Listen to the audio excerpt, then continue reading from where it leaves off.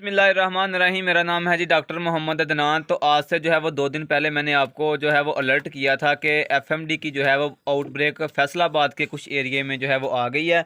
तो उस लिहाज से मैंने बताया था कि टाइम से जो है वो वैक्सीन कर लें, और उस बारे में ये भी बताया था कि आपने जो है वैक्सीन जब करनी है तो कोल्ड चेन का जो है वो ख़ास ख्याल रखना है। आपने जो है वो कंपनी के किसी अच्छे डिस्ट्रीब्यूटर से या डायरेक्ट कंपनी से जो है वो मंगवानी है।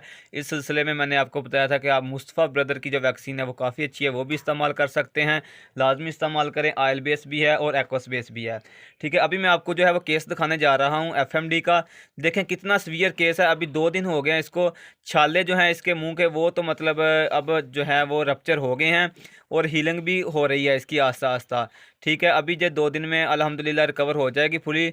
लेकिन अभी मैं आपको जो है वो इसका दिखाता हूँ सूरत हाल क्या है, इसके साइन एंड सिम्टम्स क्या होते हैं, इसका ट्रीटमेंट क्या करना है, हमने क्या ट्रीटमेंट किया, ये सारा मैं इस वीडियो में आपको बताता हूँ। ये देखें आप, इसके मुंह के अंदर ये शाला जो था ये रप्चर हुआ, ये देखें आप।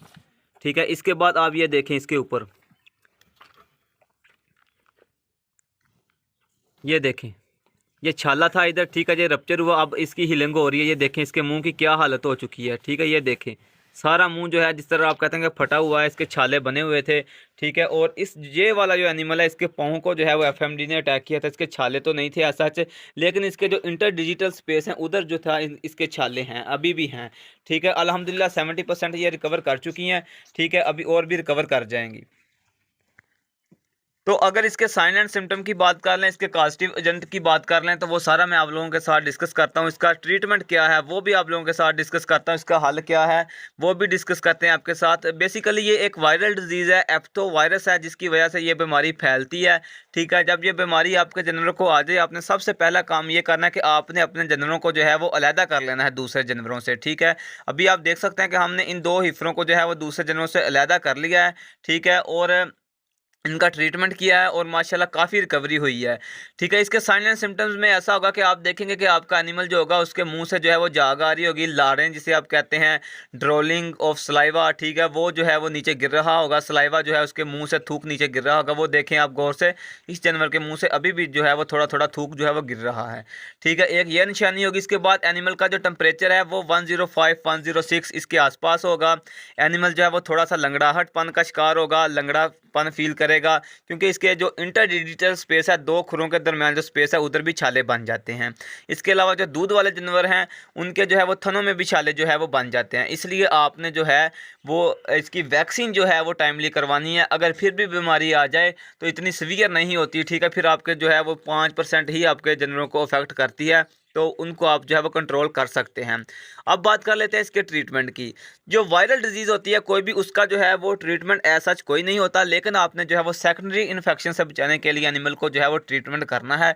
उसका मैं फुल प्रोटोकॉल आपको बता देता हूँ। आपने क्या करना है, आपने ऑक्सी टेट्रासाइक्लिन जो है उसका इस्तेमाल करना है, किसी अच्छी कंपनी का। उसके साथ साथ आपने इसका जो फीवर है ना वो 3 दिन कंट्रोल करना है लगातार, क्योंकि इसको रोजाना 3 से 4 दिन जो है 105 106 जो है वो टेम्परेचर होगा। उसके लिए आप किसी भी अच्छे एनसेड का इस्तेमाल कर सकते हैं।